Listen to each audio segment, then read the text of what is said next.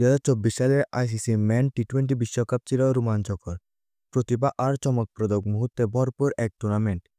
ইতিহাসে প্রথমবারের মতো ওয়েস্ট ইন্ডিজ ও যুক্তরাষ্ট্র যৌথভাবে আয়োজন করে এই আসর। বিশ্বকাপের মাধ্যমে যুক্তরাষ্ট্রের ক্রিকেটের জনপ্রিয়তা নাটকীয়ভাবে বেড়েছে। ফাইনালে ভারত ও ইংল্যান্ডের উত্তেজনাপূর্ণ লড়াই ক্রিকেট প্রেমীদের দম বন্ধ করে রেখেছিল। ভারতের জয় 13 বছরের শিরোপা খরা কাটিয়ে দলকে নতুন উচ্চতায় নিয়ে যায়। হার্দিক পান্ডিয়ার নেতৃত্বে দলটি গোটা টুর্নামেন্ট দারুণভাবে ধারাবাহিক ছিল।